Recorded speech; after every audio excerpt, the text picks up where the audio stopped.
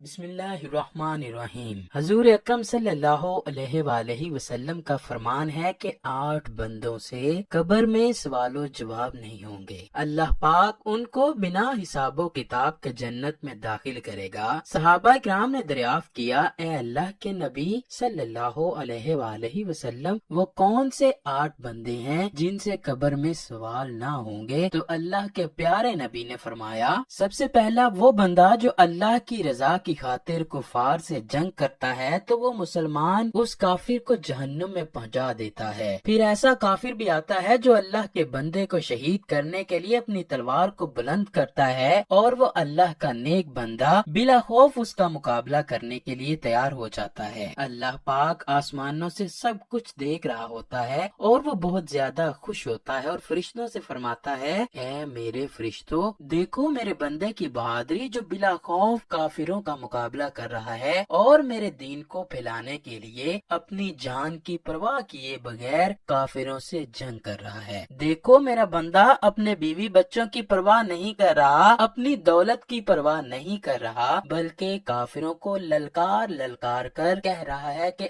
آؤ مجھ سے مقابلہ کرو، آؤ مجھ سے مقابلہ کرو، اگر تم میں ہمت ہے تو میرا سامنا کرو۔ دیکھو میرا بہادر بندہ۔ جب اس اللہ کے بندے پر کافر حملہ کرتا ہے اور کافر کی تلوار اس کے سر کو بدن سے جدا کرتی ہے تو اللہ پاک اس شہید کو جنت میں اعلیٰ مقام عطا کرتا ہے اور قبر میں اس سے سوال و جواب نہیں ہوں گے۔ نمبر 2، وہ فوجی جو اپنے گھر بار سے دور اپنے پیارے پیارے رشتہ داروں کو چھوڑ کر، اپنے اہل و عیال کو چھوڑ کر، اپنے ماں باپ کو چھوڑ کر دین اسلام کی خاطر ملک کی سرحدوں پر پہرا دیتا ہے، وہ فوجی اللہ تعالیٰ اور اپنے رسول کی رضا کو حاصل کرنے کے لیے اپنی جان ہتھیلی پر رکھ کر غیر مسلمانوں کا مقابلہ کرتا ہے، اس لیے کہ میرے دوسرے مسلمان بھائیوں کو کوئی کافر تنگ نہ کر سکے۔ نبی اکرم صلی اللہ علیہ وآلہ وسلم نے فرمایا کہ ایسے فوجی کو اللہ پاک قبر میں بغیر حساب و کتاب جنت میں داخل کرے گا۔ محمد بن منقدر فرماتے ہیں کہ سلمان رضی اللہ تعالی عنہ کا شرجیل بن سمت کے پاس سے گزر ہوا تو سمت اور اس کے اپنے سرحد پر کھڑے اپنے ڈیوٹی کو سر انجام دے رہے تھے، ان کا ڈیوٹی کرنے کا دل نہیں لگ رہا تھا۔ حضرت سلیمان فارسی رضی اللہ تعالی عنہ اس کے پاس گئے اور جا کر فرمانے لگے، اے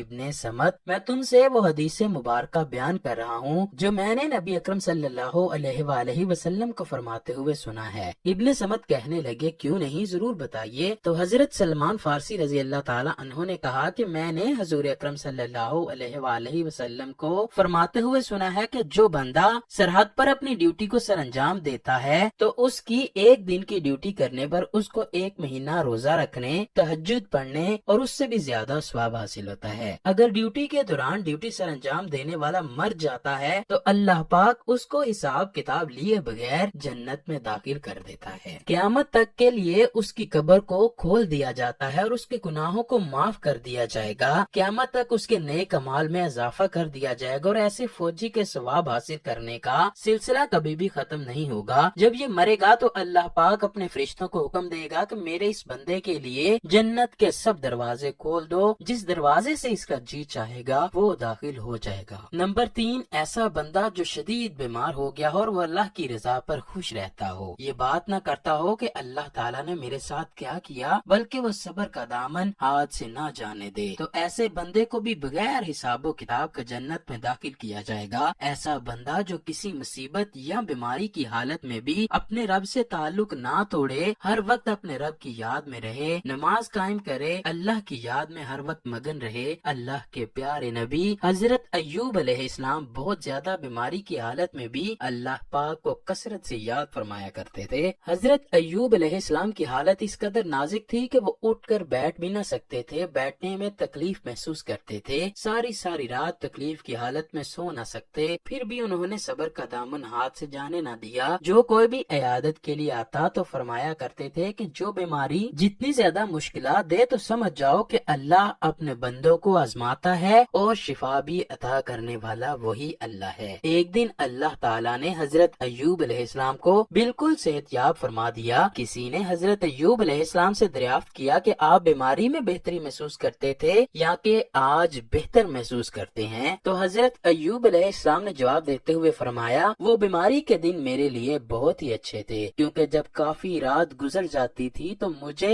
بیماری کی وجہ سے بہت زیادہ تکلیف ہوتی تھی، تو اللہ پاک میری بیماری کے بارے مجھ سے دریافت کیا کرتے تھے، اے میرے بندے اب تیرا کیا حال ہے؟ جب سے میں بالکل ٹھیک اور صحت یاب ہوا ہوں تب سے میری اور میرے خدا کی بات نہیں ہوتی۔ کسی نے حضرت علی رضی اللہ تعالی عنہ سے سوال کیا، اے علی، انسان پر جو مشکلات اور بیماریاں آتی ہیں ان کے بارے میں آپ کا کیا خیال ہے؟ یہ مشکلات یا بیماریاں اللہ کی طرف سے آزمائش کے طور پر ہوتی ہیں یا پھر خدا کی طرف سے عذاب ہوتا ہے؟ حضرت علی رضی اللہ تعالیٰ عنہ نے جواب دیتے ہوئے فرمایا، ایسی بیماریاں جن کے آنے سے بندہ خدا کی عبادت اور نیک کام کرنے میں زیادہ لگ جائے تو سمجھ جانا کہ وہ تیرے لیے آزمائش تھی، اور اگر انسان اللہ کی طرف سے دور ہوتا جائے تو اس بات سے ظاہر ہے کہ وہ بیماری اس کے لیے سزا تھی۔ رسول اکرم صلی اللہ علیہ وآلہ وسلم نے فرمایا کہ جس بندے کی موت جمعہ کے دن ہوگی اس کو بھی بغیر حساب و کتاب جنت میں داخل کیا جائے گا۔ نمبر 4، رسول کریم صلی اللہ علیہ وآلہ وسلم نے فرمایا کہ جس بندے کی موت جمعے کے دن ہوگی اس کو بھی بغیر حساب و کتاب کے جنت میں داخل کیا جائے گا۔ نمبر 5، وہ بچے جن کی موت بچپن میں ہی ہو جائے ان کو بھی بغیر حساب و کتاب جنت میں داخل کیا جائے گا اور قبر میں ان سے سوال و جواب نہ ہوں گے۔ نمبر 6، وہ انسان جو سونے سے پہلے سورہ ملک کی تلاوت کی پابندی کرتا ہے، اس سورت کو ہر روز پڑھ کر سوتا ہے تو اس کو بھی بنا حساب کے جنت میں داخل کر دیا جائے گا۔ سورہ ملک ایسی سورت ہے جس کی تلاوت کرنے والے کو نہ تو دنیا میں کوئی پریشانی ہوتی ہے اور نہ ہی